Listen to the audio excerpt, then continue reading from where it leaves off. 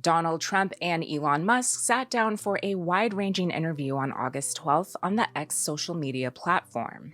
Though Trump has been an outspoken opponent of electric vehicle-friendly policies, the Tesla CEO has emerged as a key political backer by helping to create and fund a super political action committee supporting the former president's re-election bid.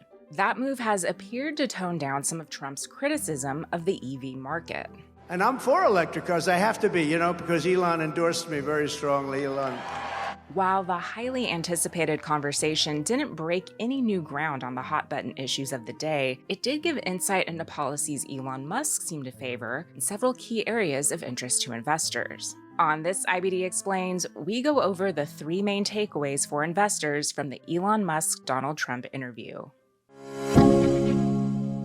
Takeaway number 1, Trump wants to tame inflation, and Musk thinks reining in government spending with an independent efficiency commission is the answer. It's a disaster with inflation. The inflation, it doesn't matter what you make. The inflation has eaten you alive. If you're a worker or if you're just a middle-income person, you can't afford.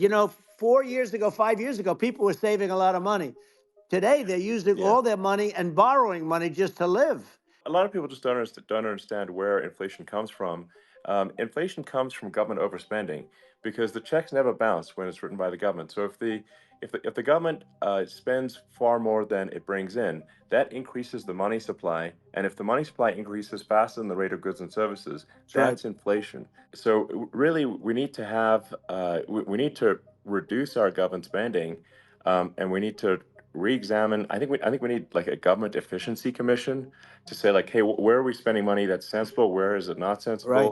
The second takeaway for investors revolves around the energy transition and energy security. Trump wants to bring down the price of oil to improve the economic outlook for the country. We have to bring energy prices down. Energy started it. The price of gasoline. Now, your cars don't require too much gasoline, so you have a good, and you do make a great product, I have to say. I have to be honest with you. That doesn't mean everybody should have an electric car, but these are minor details. But your product is incredible.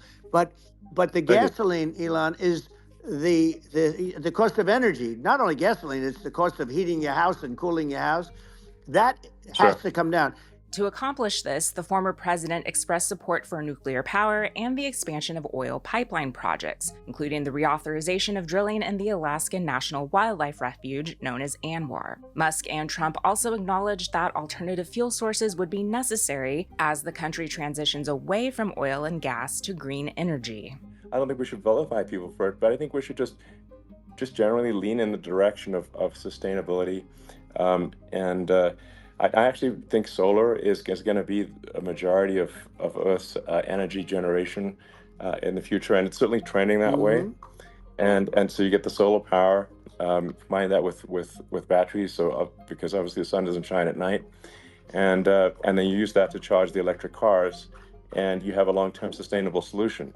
The two also discussed the importance of energy security as increased adoption of artificial intelligence continues to unfold. And I know you're a big fan of the AI, and I have to say that AI, and this is shocking to me, but AI requires twice the energy that the country already produces for everything.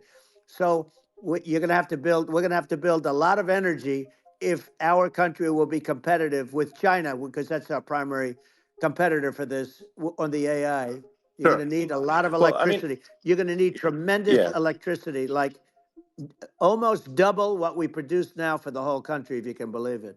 A final takeaway for investors was what Musk and Trump didn't talk about. While the two touched on energy issues, there was no real discussion about the EV transition or the state of the electric vehicle market. There were also no questions about Bitcoin, cryptocurrency, or monetary policy in the 2-hour conversation. Though Trump did recently deliver the keynote speech at the Bitcoin 2024 conference in July. In the end, Musk summarized why he was endorsing the Republican presidential candidate.